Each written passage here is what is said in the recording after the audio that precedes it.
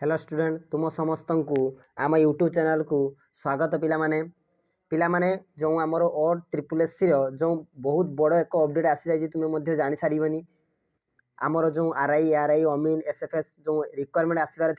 था गत काली 29 डिसेम्बर 2023 रे ताहा आसी जाइछि एवं पाखापाखि यह 3000 पोस्ट अच्छी तेणु आम यहाँ बहुत एक बड़ अपॉर्चुनिटी भावी आम एग्जाम भल भाव प्रिपरेशन हेबा देखि नबा आमर जो एग्जाम पैटर्न तार जो स्टार्टिंग अप्लाई डेट कौन सिलेबस रोची इलिजिबिलिटी क्राइटेरिया ये सब आज देखि नबा। प्रथम देख ये कौन लिखाई आमर ये 29 तारीख जो गत 29 डिसेम्बर 2023 पोस्टटी पिला माने प्रथम और ट्रिपल एस साइट अपडेट होती देख ऑनलाइन रजिस्ट्रेशन प्रथम आरंभ होची 30/12/2023 ता माने आजिठू एवं एंड डेट देखुची 25/1/2024 मन रखिए पिला माने सबमिशन ऑफ ऑनलाइन एप्लिकेशन लिखी 30/12/2023 और 31/1/2024 application are invited online through the OSSC website www.ossc.government.in रे पिला माने देखिया पाइबे देख भल भाव लिखाई देख भल भाव लिखाई द डिस्ट्रिक्ट कैडर पोस्ट मन रखिए जो RI ICDS जो सुपरवाइजर अंगनवाड़ी सुपरवाइजर बाहर तापर तुम ARI अमीन SFS सबू जाक पोस्ट आमर देख लिखाई भल भाव तुम देखिपे डिस्ट्रिक्ट कैडर पोस्ट आसी जाइए पाखापाखि 3000 पोस्ट आम देखा यार डिटेल्स आगक देखा देख पिला माने एडी पे स्केल बाबद लिखाई जो आम revenue inspector ICDS supervisor only female candidate मन रखिए ICS जो सुपरवाइजर ओनली फीमेल कैंडिडेट और तार ये है पे स्केल देन आसवे एज एवं एजुकेशन क्वालिफिकेशन एटा बहुत इंपोर्टेंट रहिबो। देख पिला माने रेवेन्यू इंस्पेक्टर पई आमर जो रेवेन्यू इंस्पेक्टर ICDS एमानक पई प्राय तो +3 पास एवं जो असिस्टेंट रेवेन्यू इंस्पेक्टर आ अमीन रहउची ये आमर +2 पास केटार भी 10 अच्छी आमर बोधे अमीनर 10 अच्छी तेलु पिला माने ये बहुत बड़ एक अपॉर्चुनिटी आम पई आसी जाइए आम आउ अपेक्षा न करी आम निजर जो फ्यूचर पई आजिठू ही कर्तव्यबद्ध होई आम पाठ पढ़िबा मु तुम सहित सब बेले अच्छी पिला माने। देन आसवा पोस्ट पोस्ट बाबद आसवा जहाँकि एटा गोटे डिस्ट्रिक्ट कैडेटर पोस्ट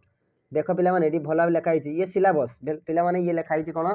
सिलेबस देख आमर जो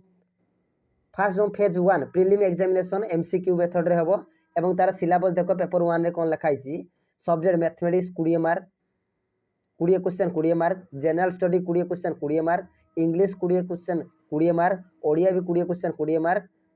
लॉजिकल रीजनिंग भी 20 क्वेश्चन 20 मार्क टोटाल केते ना 100 मार्क एवं केते समय परीक्षा हबो ना आमर 1.5 घंटा ये रहिबा आमर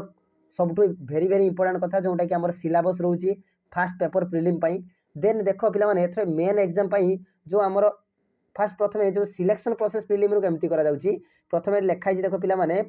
@ 5 times of the number of vacancy advice category ता माने जति की भी पोस्ट बाहरी पर कैडेट रे से कहउची जे प्रत्येक रु 5 टाइम्स पिला मानन को निया जीवो फॉर कोन पई ना मेन एग्जाम पई। देन आसीबा मेन एग्जाम रो जो सिलेबस होउची से मध्य आमर MCQ टाइप रे हबो एवं CBT मेथड रे हबो पिला माने देखो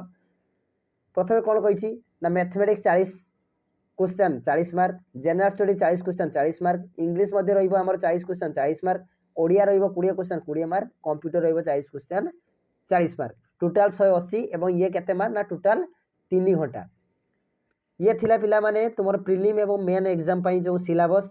paper 1 paper 2 then paper 1 paper 2 पर आमर रहउची फेज 3 मध्ये रहउची जो प्रैक्टिकल स्किल टेस्ट पई देखो पिला माने बहुत नेखाई कोन ना the exact mode of preliminary and main exam will be notified later तापर लिखाई फेज 3 प्रैक्टिकल स्किल टेस्ट मध्ये रहउची जोटा कंप्यूटर स्किल टेस्ट को जाउची एटा कोन लिखाई ना टोटल मैक्सिमम मार्क 50 मार्क हबो एवं ड्यूरेशन 1 आवर्स रहिबो सब एवं एटी कोन लिखाई देखो the practical skill test in basic computer skill shall be qualified nature the minimum qualification mark shall be 40% of all candidate माने माने हमर 40%